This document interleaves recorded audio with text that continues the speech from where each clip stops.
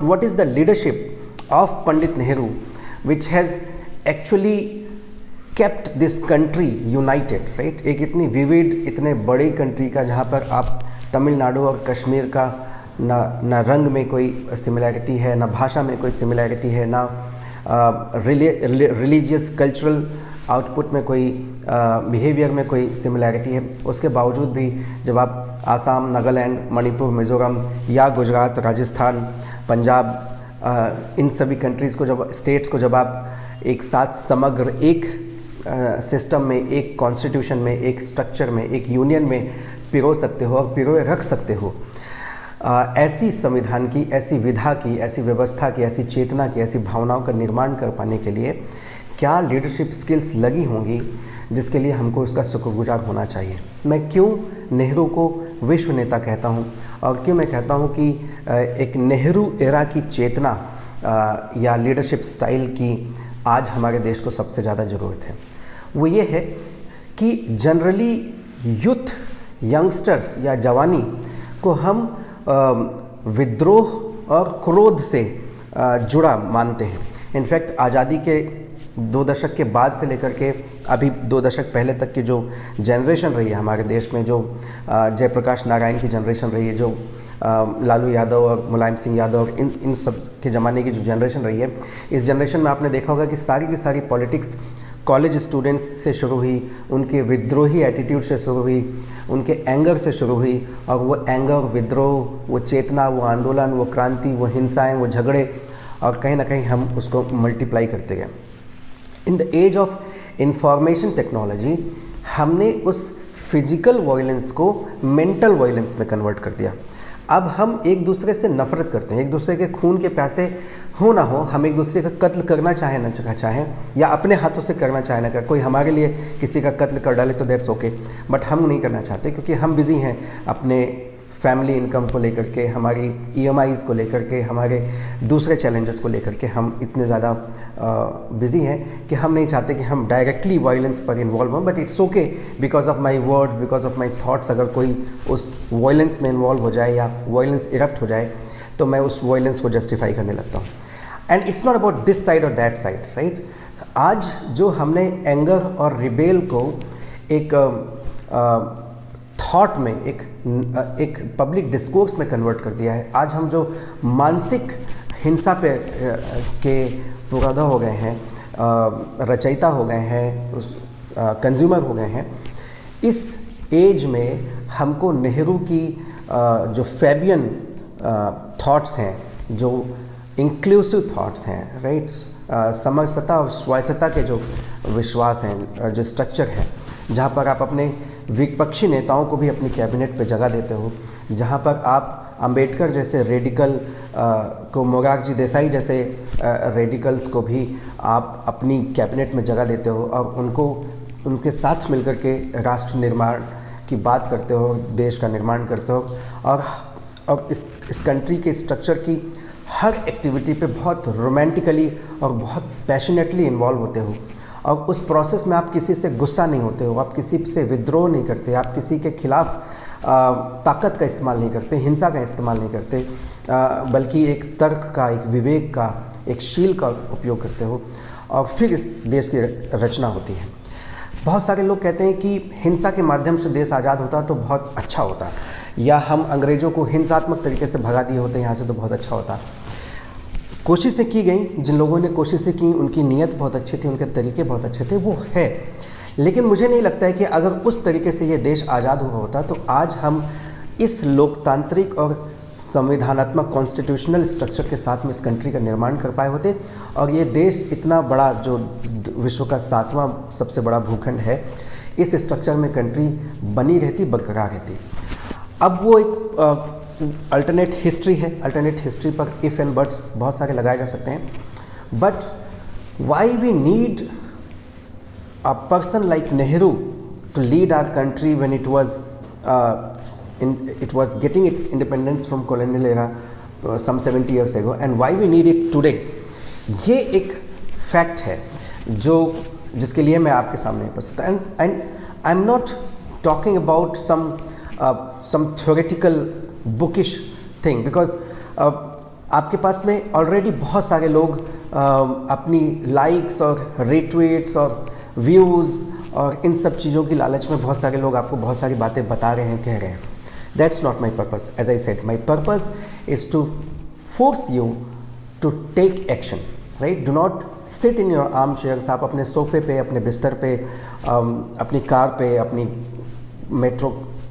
Train पे या कहीं पे बैठ करके अगर आप इस कंटेंट को कंज्यूम करें. So my purpose is not to just watch one more video and that's okay, like it and share it, but to think about that what you as an urban middle class or an urban rich class or a privileged class, what you can contribute in shaping this country further without stroking any violence or anger or without exhibiting any rebellion attitude, right. बिना किसी विद्रोह के, बिना किसी गुस्से के, बिना किसी हिंसा के हम प्रिविलेज लोग, राइट, हम जिनके पास में संसाधन है, जिनके पास में व्यवस्थाएं हैं, हम उस फ्यूचर का, कंट्री के उस फ्यूचर का निर्माण कर सकते हैं. क्या कर सकते हैं, कैसे कर सकते हैं. And this I am saying on the basis of me visiting to the remotest villages, right. मैं सुदूर गांव में गया, शहरों में गया और मैंने सबसे संवाद किया. मैंने आप लोगों से भी संवाद जारी रखे और मैंने गाँव के लोगों से भी संवाद किए, खासकर यंगस्टर से. एंड ये मेरा हाइपोथेसिस है, ये मेरी कोरोलरी है, ये मेरा थॉट है. और यही लीडरशिप की ज़रूरत हमें आज वापस से है कि आज हम इसके बनाम उसके के जो एंगर डेवलप कर रहे हैं, उस एंगर से हम इस कंट्री को हर तरह से रिड्यूस कर रहे हैं. साइड से, पॉपुलेशन से, एक्सेप्टेंस से, कॉन्शियसनेस से, हर तरह से हम इस कंट्री को, इसकी जो विराटता है उसको हम सूक्ष्म कर रहे हैं, उसको हम छोटा करने की कोशिश कर रहे हैं. और अगर ऐसा नहीं करना है, इसमें अपना योगदान देना है, इसमें अपना कोई एक्शन पॉइंट तैयार करना है, तो वो क्या होना चाहिए बताऊंगा. सबसे पहली चीज़ है कि हमें एक एब्सकॉन्डिंग एटीट्यूड हमारे अंदर डेवलप हुआ है कि हम हर मौके से भाग खड़े होते हैं. कि सोशल मीडिया है इसलिए लोग गाली गलौज ज़्यादा कर रहे हैं, सोशल मीडिया है इसलिए छुआछूत, जातिवाद, धर्मवाद, हिंसा की बातें लोग ज़्यादा करने लगे हैं. जो अपनी खाने की मेज़ पे बातें होती थी, अब वो उठ करके पब्लिक फोरम में आ गई, पब्लिक डिबेट में आ गई. तो ये तो एक दिन ख़त्म हो जाएगा, या इसमें मैं क्या कर सकता हूँ, ये तो होगा ही. तो एक ये जो एटीट्यूड है, एब्सकॉन्डिंग एटीट्यूड, इस एटीट्यूड को ख़त्म करें. कैसे ख़त्म करना, उस पर बात करें. पर सबसे पहले एक खाचा, एक एक्शन पॉइंट आप ये मानिए कि आप अपने दिमाग से इस एब्सकॉन्डिंग एटीट्यूड को ख़त्म करेंगे. दूसरा है कि आप किसी भी तरह के पोस्ट ट्रुथ नैरेटिव को मानने से इनकार कर देंगे. मेरे एक बहुत अच्छे दोस्त हैं, बहुत एजुकेटेड हैं और आज वो मल्टीनेशनल कंपनी की बहुत सीनियर पोजीशन पे, बहुत बड़ी पोजीशन पे है. मतलब उनके अंडर में शायद ही कोई 500,000 लोग के लगभग उनकी डायरेक्ट लीडरशिप पे काम करते हैं. और वो 500,000 लोग जो काम करते हैं वो भी बहुत अच्छे मैनेजमेंट और इंजीनियरिंग कॉलेज से पास आउट ग्रेजुएट्स हैं, एक्सपीरियंस्ड लोग हैं. So you can imagine and understand that he is actually leading a regiment of highly talented people. And he gives me a narrative which I want to accept it, I want to believe it, but जब मैं उसके बारे में और गहराई से सोचता हूँ तो वो गलत है. उस नेगेटिव को मैं यहाँ आपके सामने प्रस्तुत इसलिए नहीं कर रहा हूँ क्योंकि वो इस जो मेरा जो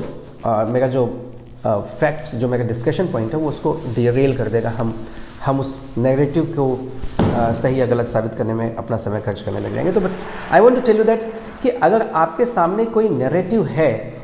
और वो नेगेटिव एक सोचे समझे विद्वान जाने परखे इंसान से भी आ रहा है,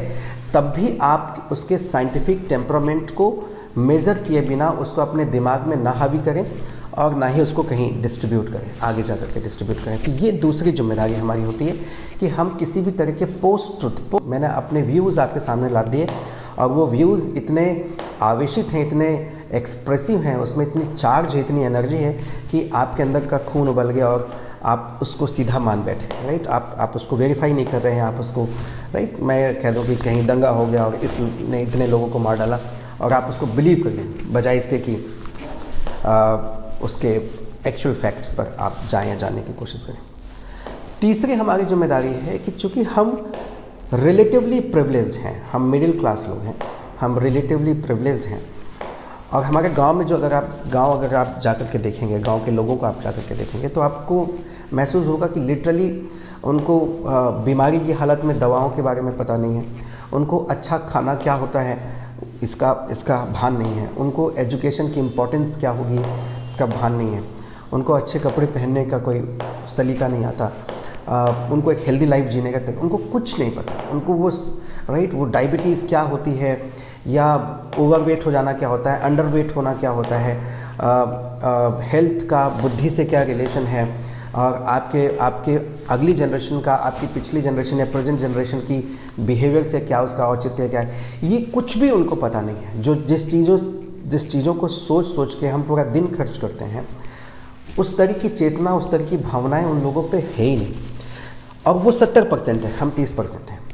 और जब वोट देने की बारी आती है तो वो भी वोट देते हैं और हम भी वोट देते हैं। सरकार चुनने में इक्वली कंट्रीब्यूशन उनका भी होता है और हमारा भी। इनफैक्ट हमारा कम है, उनका ज़्यादा है। एक रीज़न है कि हम वोट देने नहीं जाते, और दूसरा रीज़न है कि हम जाते भी हैं तो हम इतने मार्जिनलाइज कम है कि हम कभी बहुमत नहीं बना सकते, यानी कि उनकी ही